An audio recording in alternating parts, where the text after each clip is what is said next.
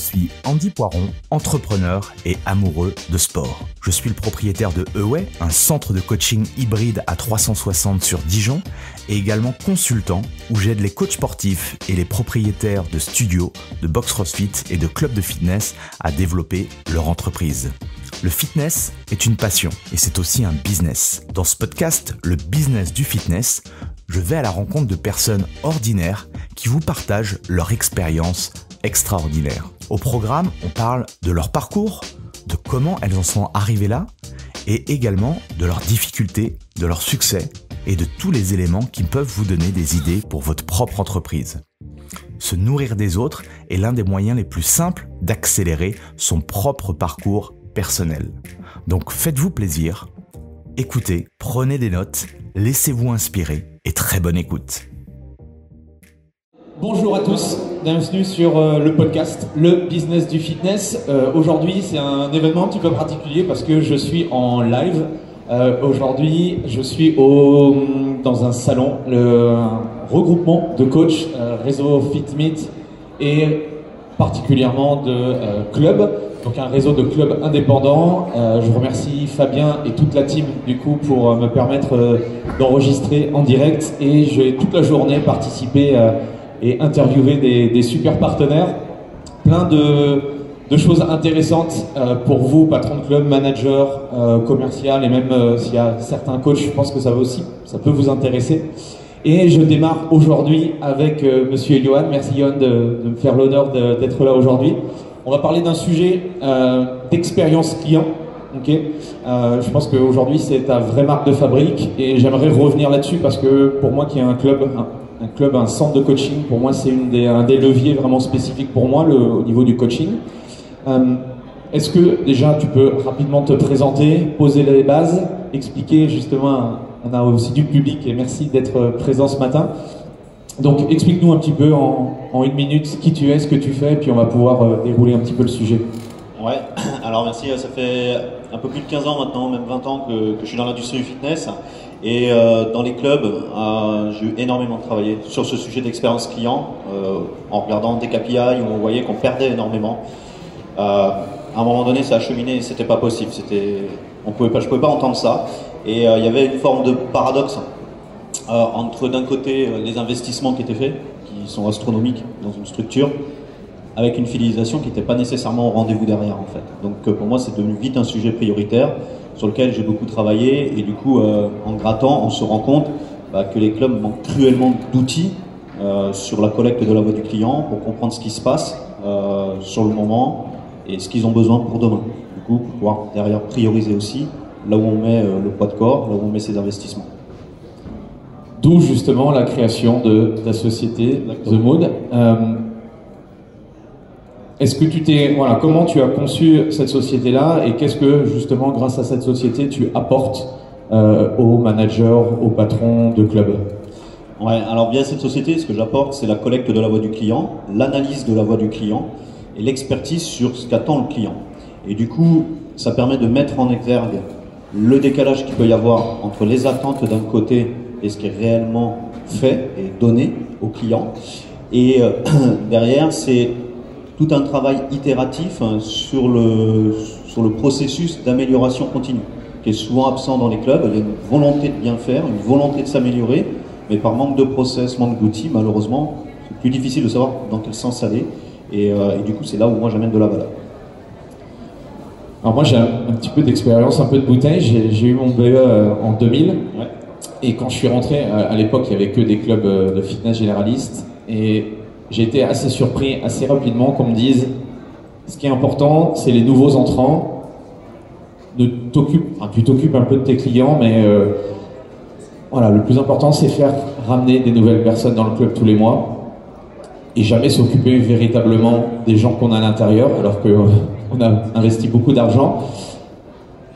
Est-ce qu'aujourd'hui, c'est d'actualité encore ce système-là où aujourd'hui les managers, les patrons ont pris conscience de l'importance du client?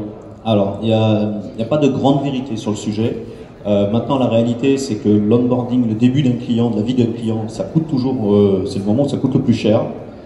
Il ne faut pas le rater parce que c'est très déterminant pour la suite de la vie du client. Donc, dans les faits, la priorité numéro 1, c'est le premier mois. Voilà, faut être très bon sur le premier mois. Et après, par contre, en effet, il faut aller nourrir le client tout au long de son parcours, tout au long de sa vie. Voilà, qui n'était pas forcément le cas, c'était pas forcément ce qui était recherché il y a quelques années en arrière. Aujourd'hui, les standards, les exigences en termes de qualité d'expérience client, elles sont en train de croître, de par les autres industries également, de par les grands comptes, et donc inévitablement les référentiels montent. Donc tout le monde va devoir monter son niveau d'exigence sur les points de contact, sur l'expérience client tout au long de la vie du client. Ok, donc on reviendra un petit peu sur cette notion d'onboarding. On en a parlé au niveau des conférences hier et j'ai trouvé le sujet intéressant et on peut aller vraiment très loin dans cet onboarding-là. Quels sont les frais? Parce qu'il y a beaucoup de frais cachés du coup. C'est quoi le fait de ne pas faire attention à son expérience client? Certes, tu perds sans doute des clients, mais je pense qu'il y a tout un écosystème qui fait que ce serait intéressant de travailler là-dessus. Ben, en effet, ne pas travailler l'expérience client ou la négliger. Il y a des études qui ont réussi à mettre des chiffres sur ça. Au niveau du taux d'attrition, qui est un taux qui parle à la plupart des gérants de club aujourd'hui. Alors, est-ce que tu peux, pour ceux qui écoutent, c'est quoi le taux d'attrition? Alors, sur le taux d'attrition, on va regarder le nombre de clients qu'on perd versus le nombre de clients qu'on a au total. D'accord. Et ça donne un taux. Et en termes d'impact, si on néglige l'expérience client ou qu'on s'en occupe pas réellement, ça peut avoir un impact jusqu'à plus 20% de perte, de diminution du taux d'attrition. Donc c'est énorme en termes d'impact. D'autres chiffres montrent également l'impact sur l'acquisition, parce qu'une bonne expérience client va venir booster positivement le bouche-à-oreille, et ce bouche-à-oreille a un impact direct sur l'acquisition. Pareil, quand l'expérience client n'est pas bien managée, bien pilotée, bien manœuvrée, sur l'acquisition, l'impact il est chiffré entre 30 et 40%. Ok. Voilà. Et enfin, sur le panier moyen, pareil, un client qui a une très bonne expérience aura un panier moyen supérieur. On parle de 15 à 20%. Donc sur tout ce qui est vente additionnelle, et notamment on va sur un marché, comme j'expliquais hier dans les conférences, où on va voir des modèles beaucoup plus hybrides dans la manière d'aborder les choses. Et donc les ventes additionnelles vont jouer un rôle de plus en plus important sur l'industrie, sur la proposition de valeur. Et donc forcément l'impact sur le panier moyen il va être significatif si l'expérience client est gérée ou si elle n'est pas gérée. Ok. Alors moi je suis très chiffre aussi, j'adore les KPI et du coup ça me parle. Et j'espère que l'auditeur aussi, des auditeurs aussi s'intéressent à ça, parce que quand tu mets des ratios de chiffres et tu mets tout de suite le montant que tu aurais pu avoir, honnêtement, ça fait c'est vite des dizaines de milliers d'euros en fait. Quand tu regardes, j'ai fait des extrapolations sur certains clubs pour montrer ce que ça pouvait donner, avec un prix moyen à une cinquantaine d'euros mensuels et un club généraliste, on va dire, à 500 clients, sur une année, ça peut vite être 50-60 000 euros en fait. Donc c'est énorme. À des dimensions comme celle-là, l'impact il est vite significatif. Et aujourd'hui, parce que le monde du fitness, comme toute industrie, je pense, il y a énormément de concurrence. Ça a été très fragmenté. Il y a beaucoup on avait vu il y avait un super tableau hier avec, c'est toi, je crois, qui a présenté le marché forcément des low price, low cost, le marché effectivement du middle market et après premium et luxe. Ouais. Aujourd'hui, on est dans un réseau de clubs indépendants. Comment on doit justement réagir face à ça, face justement à la concurrence? On parle beaucoup de positionnement, de différenciation. Qu'est-ce que tu peux nous partager par rapport à ça? Alors, souvent, ce qui est entendu, c'est en effet sur une recherche systématique d'un positionnement vers le haut. C'est-à-dire qu'en gros, toute la pyramide de valeur va monter dans les clubs. Comme je disais tout à l'heure, les niveaux d'exigence vont monter, les produits, les services vont monter en qualité.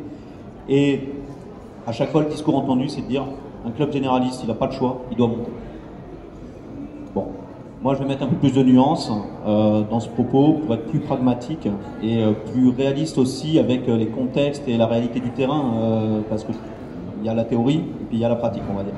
Et dans la pratique, pour moi, ce qui va être l'enjeu, ça va être le positionnement sur trois principaux sujets que j'ai évoqués hier. C'est la capacité à créer des vraies relations avec une communauté, Ça, c'est le numéro 1, et j'ai envie de dire que ça fait déjà des années qu'on en entend parler, mais c'est le premier sujet qu'il faut adresser. Le deuxième sujet, c'est les partenaires. Alors souvent, on minimise l'impact des partenaires. Quand je parle de ce sujet-là, moi j'aime bien parler de, par exemple, Coca-Cola. Demain, vous ouvrez un restaurant, vous avez le choix Coca-Cola, Pepsi ou Brescola, on va dire. En fonction du partenaire que vous allez choisir, l'impact sur votre chiffre d'affaires ne sera pas le même, en fait. Et pour moi, les partenaires, ils sont clés, ça a un impact énorme et il est essentiel demain de trouver les bons partenaires qui vont vous amener de la valeur et également du confort pour pouvoir aller plus vite, en fait, et réussir à innover derrière. Et le troisième sujet, c'est le territoire. C'est centré sur sa zone de chalandise avec les acteurs économiques du tissu local. Et si le club arrive, en effet, à avoir une proposition de valeur hybride avec à la fois un positionnement, comme je disais hier, low cost premium et avoir des services annexes qui vont permettre de monter en premium plus, et que derrière il a géré ces trois volets, communauté, partenaire et territoire, là pour le coup il sera unique et il saura exister, on va dire, être la vache mauve dans le troupeau. Ok, donc moi je suis patron de club. Mon premier objectif, c'est quoi? De chercher justement à créer cette communauté ou d'essayer d'attaquer les trois, d'aller voir tout de suite les partenaires, territoires. Comment? Alors dans les faits, il y a déjà des choses en fait. Donc chaque contexte est différent. Il faut partir déjà de l'état des lieux où il en est le club. Dans les faits, la plupart des clubs ont déjà des partenaires. Ceux qui en ont pas, pour le coup, ça va être un sujet qu'il va falloir prioriser. Voilà. Les communautés, elles sont déjà existantes. Après, est-ce qu'il y a des outils qui sont déployés pour stimuler la communauté? Je pense à des chaînes d'actu WhatsApp. Il y a quelques années, il y avait des groupes Facebook partout. Aujourd'hui, c'est moins utilisé. Mais il y a d'autres cadeaux, en fait. Donc, comment on va... Le podcast. Ouais, le podcast, exactement. Ah, mais voilà. Ouais. Comment on va stimuler, alimenter la communauté? En fait, c'est un vrai sujet. Et je vais même plus loin. Comment je vais réussir à alimenter la communauté qui vient plus dans mon club, en fait? Parce que cette communauté, elle continue à exister. Donc, il y a un vrai sujet sur ça. Donc, en fonction du niveau de maturité du club sur la communauté, ça peut être une priorité number one ou pas. Et le territoire, il faut commencer dès maintenant. Voilà, parce que le territoire, c'est long. Il faut aller discuter avec des décideurs, avec les BNI, avec les élus, avec tous ces sujets-là. Et ça prend du temps. Parce que les agendas sont vite bien remplis de tout le monde. Et donc ça, plus tôt on l'attaque, mieux ça. Ça revient un petit peu au personal branding, quoi. Enfin, ouais. Tu peux faire le parallèle. Ça participe à... Ouais. Enfin, en tout cas, moi, tout le tissu que je construis autour du média et tout ça, ça participe du coup à ma marque personnelle. Exactement. Et je pense que pour un club aussi, soit qui est représenté par le manager, le propriétaire ou peut-être l'équipe aussi, ça peut fédérer une communauté. On peut aller beaucoup plus facilement aussi voir des partenaires parce qu'on a plus de visibilité. Enfin, il y a plein de choses, je pense, à créer autour de ça. C'est exactement ça. Je trouve que le parallèle il est bon avec le personal branding. Moi, j'aime à expliquer aux clubs, notamment indépendants, que l'enjeu pour eux, c'est que demain, ce soit leur club soit identifié comme le bastion de la forme, du bien-être. Voilà, quelqu'un qui veut être en forme, quelqu'un qui veut prendre en main sa santé, qui veut bouger. Il ne va pas se poser 36 000 questions, il y a un endroit, c'est ce club-là. Fin de discussion. Et donc si derrière en plus, tu arrives à être présent sur quelques événements, que tu arrives à travailler dans les entreprises, ça se fait aussi dans l'hybridation des modèles. On voit des clubs de plus en plus qui vont aller détacher un coach, qui va faire un peu de coaching dans une salle d'une grande entreprise. Enfin, ça se fait de plus en plus. Et c'est comme ça en fait que le territoire arrive à se conquérir. Ok, excellent. Et on a parlé en off... Il y a deux mots qui reviennent. La data, c'est sûr que si j'ai pas de chiffres, je peux pas piloter ma boîte. Ça marche également pour l'expérience client. Là, il y a un mot qui explose tout sur la Google Trends, c'est l'intelligence artificielle, l'IA. Est-ce que, c'est pas une question parce que je sais la réponse, mais la data et l'intelligence artificielle aujourd'hui, tu l'utilises. Dans quel cas tu peux l'utiliser? Comment on pourrait l'utiliser pour notre expérience client? Alors, la data, elle est essentielle parce que pour moi, ne pas avoir de data, c'est piloter un bateau en ayant les yeux bandés. C'est très compliqué. Sans data, tu ne sais pas où tu vas. J'ai même du mal à comprendre des fois quand les gens ont zéro data. Alors, dans les faits, ça arrive encore en 2024? C'est rare. Non, c'est rare. mais, ça m'arrive d'en croiser des fois qui me disent, oh, moi je suis encore un peu à l'ancienne et j'ai pas de data. Bon, pas grave, on va mettre les choses dans l'ordre et on va commencer par la collecte de data. Donc les data aujourd'hui, on a plein d'outils qui en ont, notamment les CRM. Donc je pense à Rezamania, Edge System, DC+, enfin voilà, tous ces outils collectent énormément de data. Les analyses permettent de sortir des choses. Souvent, derrière, il faut les retravailler, ces data. Donc, c'est là où ça devient plus complexe de faire parler la data. Et c'est là où moi, je peux intervenir, pour le coup, parce que j'ai des outils et une expertise qui permet de construire donc, ces KPI, des indicateurs clés de performance. Et ça permet d'avoir la réalité sous les yeux, en fait. Et on ne peut plus faire l'autruche. Oui, parce qu'entre mon Google Sheet que je fais sur mon ordi et puis effectivement tous ces outils aujourd'hui, moi à l'époque, quand j'étais manager de club, c'est vite une usine à gaz, tu vois. Ça. Et en tant que chef d'entreprise aujourd'hui, moi je sais, j'ai quelques KPI et voilà, toutes les semaines, etc. Je suis drivé par ça. Et ça, je pense que c'est une difficulté du chef d'entreprise de savoir quel type de KPI je dois regarder. Alors il y a deux difficultés sur les KPI. Il y a celui-ci que tu viens celle-ci pardon, que tu viens de décrire. Et la deuxième difficulté, c'est une fois que j'ai le KPI, qu'est-ce que j'en fais quoi? Parce que beaucoup ils me disent ah moi mon taux joli. Voilà, mon taux de rétention c'est ça, ok, et bah ouais non c'est bien. Ouais, bon, l'objectif c'est le plan d'action quoi, parce que le KPI c'est bien, ça permet de voir où on en est, ça permet de donner des idées de où il faut mettre le poids de corps comme je disais tout à l'heure. Maintenant la réalité c'est que ce qui va faire la différence c'est le plan d'action derrière. Et c'est là où notamment l'IA du coup peut venir aider. Et moi dans ma société c'est ce que je fais, c'est-à-dire que je recueille notamment ce qu'on appelle des verbatims. Donc les verbatims c'est des feedbacks écrits, libres des clients, des prospects, des anciens clients. Et quand on reçoit 10, c'est facile de les traiter. Par contre quand on reçoit 100, 200, 300, c'est beaucoup plus compliqué. Là j'ai un club, j'ai reçu plus de 500 retours. 500 retours c'est quasiment impossible humainement d'en sortir les tendances. L'IA, elle est entraînée, celle que j'ai, en tout cas, elle est entraînée justement à faire des analyses sémantiques. Donc, elle va regarder les associations de mots, les tournures de phrases, pour en sortir l'essentiel au niveau des émotions qui sont exprimées, ce qui permet de se situer aussi sur des choses comme la colère, par exemple, qui, pour le coup, est une des émotions les plus catastrophiques qui peuvent être pour un business, hein, d'avoir des clients en colère, pour un peu vous ne mettez pas de considération sur le client, ça devient explosif. Hein. Et ça permet aussi de se situer par rapport aux autres et de pouvoir avancer. Voilà. Et donc l'IA fait toute cette analyse-là, permet de prioriser justement la redondance de certains retours et de rapprocher les wagons et du coup de pouvoir travailler après sur les plans d'action. Ouais, donc nous à titre perso avec ChatGPT, Claude ou autre, on peut pas trop développer de choses comme ça. Ah si, alors aller sur ce que j'ai fait, si, parce que la réalité c'est ce que je fais, tout le monde est capable. Il faut du temps, il faut de la connaissance bien évidemment, mais oui, après je pense que c'est l'analyse une nouvelle fois. C'est ça, exactement. Et puis après, les outils, ça s'apprend. Voilà. Donc maintenant, dans les clubs, par contre, la réalité, c'est que oui, une IA va pouvoir quand même aider. Clairement, et sans dévoiler de grands secrets, il y a des articles qui sont parus sur les dernières semaines, notamment en Angleterre.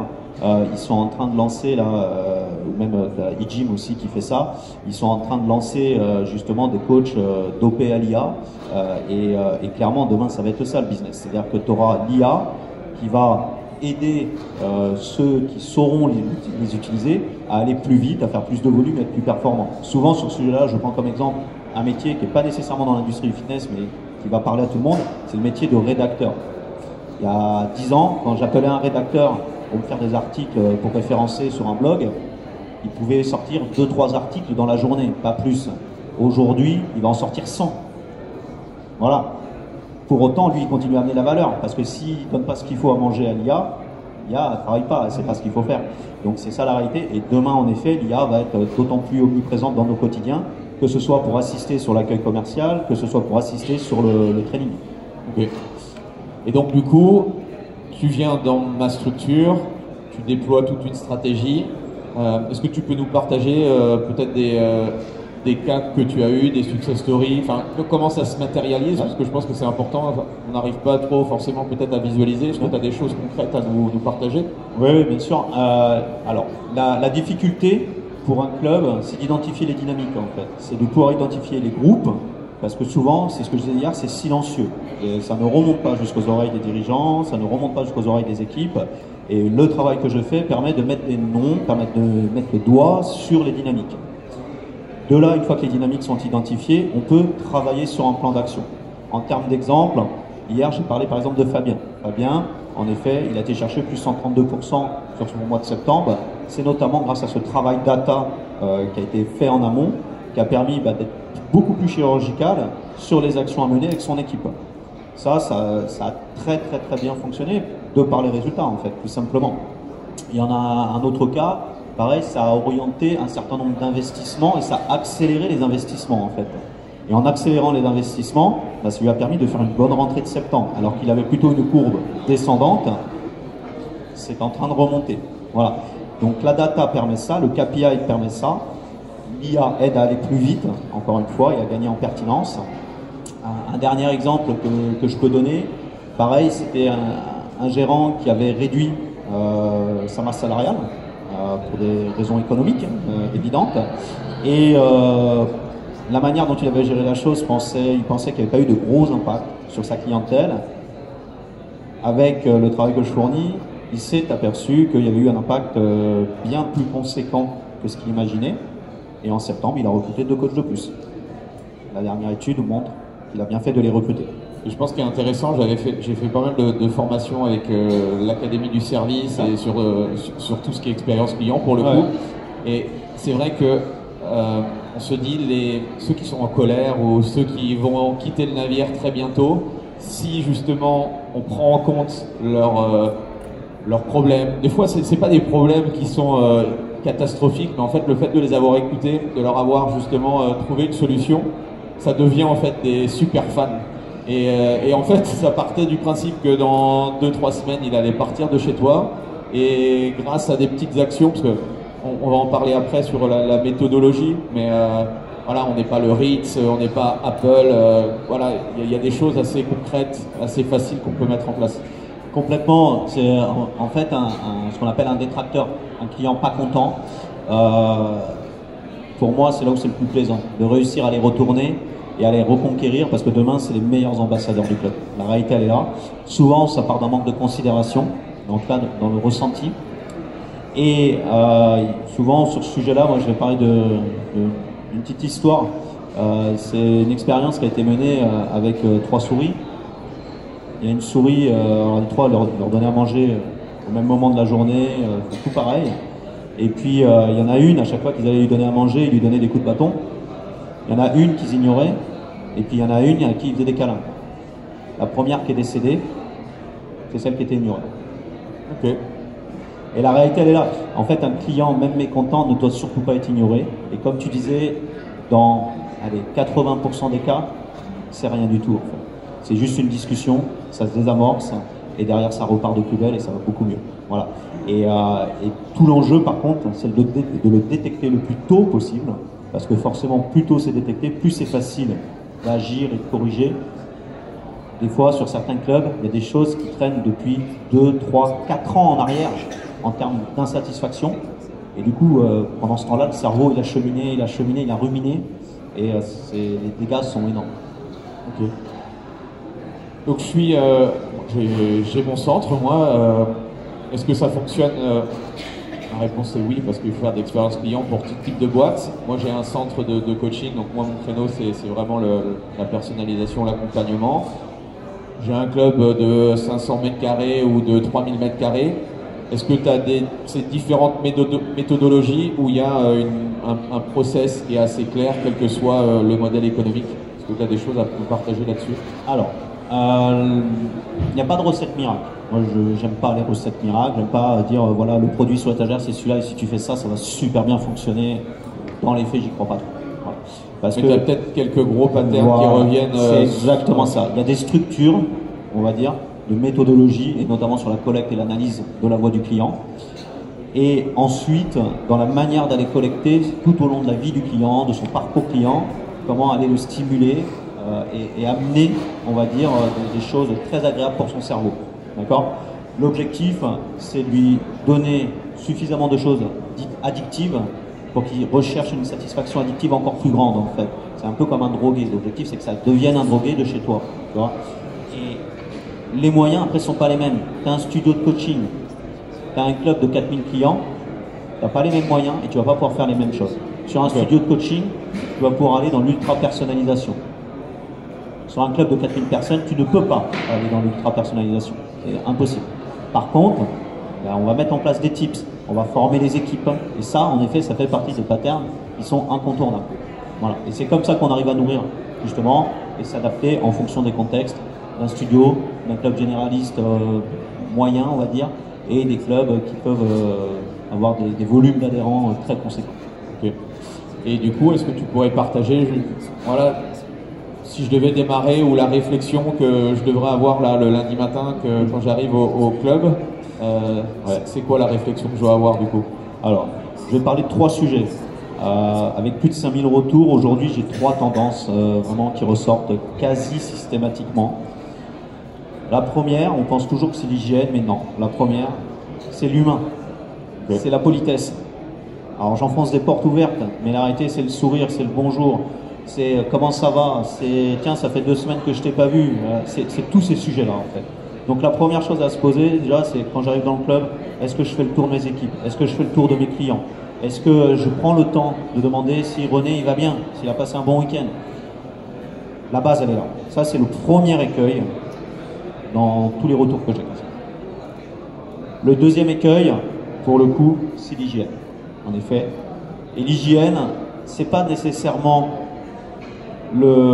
l'hygiène, on va dire, qui est la conséquence d'une fréquentation soit en soirée où il y a beaucoup de monde. C'est pas nécessairement celle-là, même si parfois elle est pointée du doigt, mais c'est plutôt l'hygiène de la toile d'araignée qui est dans l'angle en haut à droite du bâtiment. C'est l'hygiène on n'a pas les essuie-mains dans les toilettes, ils sont à sec et du coup quand je me lave les mains, je reprends la poignée derrière, la poignée est trempée, c'est très désagréable. C'est ce type d'hygiène-là, en fait. Et ça, pour le coup, c'est à la portée de tout le monde de se poser ces questions-là. Et sincèrement, je vous invite lundi, quand vous rentrez dans votre club, mettez-vous dans la peau du client. Faites le tour du club et éveillez vos sens, en fait. Éveillez vos sens, regardez ce qui se passe et dites-vous concrètement, voilà, là je viens d'arriver, je passe à l'accueil, quand j'ai ouvert la porte, est-ce que c'était agréable ou c'était désagréable? Ensuite, quand je passe au vestiaire, quand je passe aux toilettes, c'est agréable ou c'est désagréable? Et vous allez voir, il y a plein de choses qui vont clairement vous chatouiller, et c'est normal. Moi j'ai des gérants qui me disent, parce que je les fais travailler un peu, et quand je les fais travailler, des fois j'en ai qui me disent, oh, j'ai pas réussi à faire le travail parce que je voulais changer les choses de suite, en fait, ça m'a rendu fou, je le voyais plus. Et c'est ça la réalité en fait. Donc c'est pour ça pour moi le deuxième conseil c'est mettez-vous dans la peau du client dès lundi, faites le tour du club et vous allez voir des choses que vous voyez plus. La réalité elle est là. On peut demander, moi j'aime bien demander aussi à des amis ou à des personnes, voilà, clients mystères, voilà, qui viennent, qui connaissent pas trop l'environnement et tout, et tout de suite ça les choque ah oui effectivement, je passe tous les jours devant, j'avais pas trop vu. On se rend plus compte. Moi j'ai une anecdote sur ça et un gérant qui n'avait pas aperçu qu'il y avait des mauvaises herbes qui avaient poussé devant son club, quoi. Il l'avait pas vu, pris dans le quotidien, il l'avait pas vu. Et puis un jour je vais le visiter et puis je sais pas, c'est bizarre, je me sens pas bien devant ton club. Je n'arrive pas à comprendre pourquoi je me sens pas bien. Et on s'est posé un peu et oui, en fait, il y avait un environnement qui faisait que ça m'envoyait des signaux qui n'étaient pas très agréables. Et honnêtement, on parle de désherber devant un club, c'est pas la NASA, quoi. Voilà. Et le troisième sujet, c'est l'optimisation des fréquentations. Voilà. Très souvent, ça coince un petit peu là-dedans, sur les créneaux forts, notamment, et les clubs sont parfois à court de solutions. J'ai envie de dire, c'est un bon problème, objectivement, mais souvent, voilà, il manque d'options. Voilà, ça manque d'options qui vont être les options autour du digital, typiquement, qui peuvent permettre de proposer d'autres solutions et diversifier, de mettre une hybridation dans la proposition de valeur. C'est également d'aller croiser, de faire en sorte que quand on a plusieurs salles de cours dans le club, d'aller croiser les créneaux, de faire en sorte que les gens ne puissent pas enchaîner. Alors ça provoque de l'insatisfaction, attention, d'accord, ne changez pas vos plannings dès demain matin en faisant en sorte que plus personne ne puisse enchaîner. Mais il faut y aller progressivement quand on est sur ces problématiques de saturation, parce que même si vous allez générer un petit peu d'insatisfaction en décroisant les plannings, la réalité, c'est que ce petit peu de satisfaction, vous allez le regagner en satisfaction sur d'autres clients qui du coup vont pouvoir accéder au cours et alors ils ne pouvaient pas y accéder parce que c'était plein. Voilà. Donc le troisième gros écueil, c'est celui-là, c'est de regarder les plannings. Hier, je parlais des cartes des scores, typiquement. C'est des choses à regarder et vraiment, c'est un sujet où il faut se questionner presque à chaque vacances. où on a tendance à alléger un petit peu les plannings, ça vaut le coup de se reposer et de dire tiens, est-ce que je peux pas optimiser si on se reste un cours dans mon planning? Ouais, ça, les cartes de score, moi, Vanessa, c'était en quoi ça date, mais je crois que c'était le premier GFM, c'était un des tout premiers GFM que j'avais fait. Et ouais, ça révolutionne. Du coup, les cours collectifs, et il faut que vous fassiez la même chose pour toutes les zones de votre business. J'aime beaucoup le côté hybride parce que moi, c'est mon cheval de bataille sur la partie accompagnement. Parce que nous, typiquement, si on vend tant contre de l'argent, le business, il est vite mort, ou on est vite en burn-out. Et du coup, c'est la première fois que j'entends ça pour des clubs. Je serais curieux de savoir voilà, quel type de club arrive à faire ces accompagnements. Et je pense que c'est une énorme source de profit, au même titre que le personal training, l'hybride. Pensez que, parce que souvent on se dit, si mon client part de chez moi, je vais perdre mon client, alors que pas du tout. Le coach, c'est la première remarque. Et il y a tellement de choses aujourd'hui assez formidables. Voilà, c'est soit tu embrasses la technologie, ou soit tu lui dis merde, et du coup, malheureusement, tu prends pas tout le potentiel business qu'il y a à avoir, ou soit tu te dis, attends, comment je peux faire? Moi, quand j'ai vu les montres connectées, quand j'ai commencé je me suis dit, ah non, ça va me piquer mon job, les applications, etc. Et en fait, je me suis dit, non, attends, Andy, comment tu peux faire pour utiliser les applications à ton avantage? Comment tu peux utiliser l'intelligence artificielle?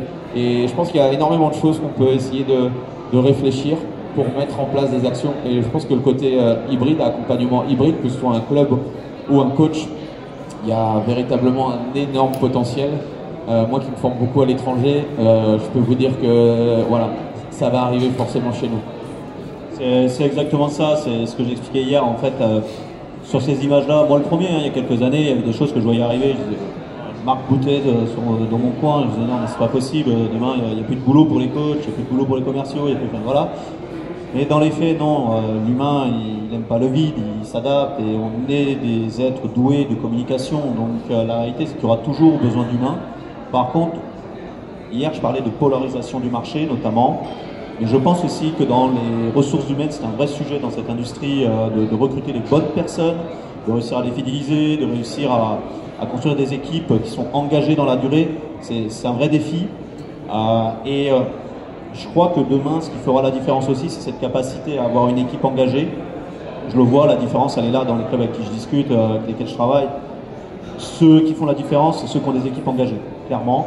Et les équipes engagées, dedans, souvent, il y a 2-3 éléments ont compris justement ce que tu étais en train de dire, c'est-à-dire que la technologie, elle n'est pas là pour piquer mon métier, la technologie est là pour être encore meilleure, en fait.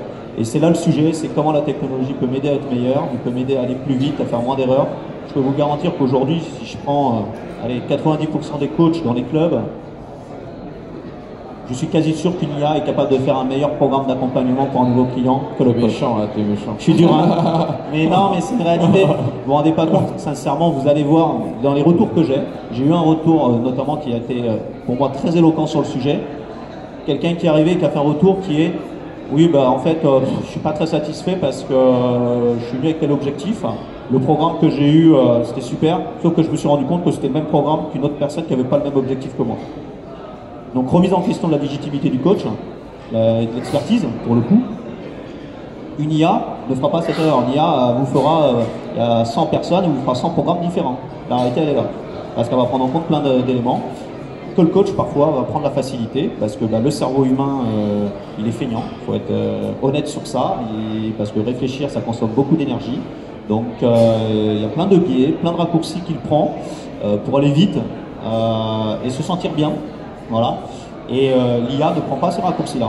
Donc c'est pour ça que l'IA pour moi est un vrai atout, en tout cas quand on l'imagine comme un complément, quelque chose qui nous permet d'être un coach augmenté, j'ai envie de dire. Et voilà, donc la différence elle est là. Voilà, sur une équipe engagée et à l'intérieur, 2-3 personnes qui ont compris que la technologie était là pour aider et pas pour rivaliser. Excellent. Merci en tout cas. Il y avait plein de sujets qu'on aurait pu creuser, il y a plein d'ouvertures, voilà, le management, etc.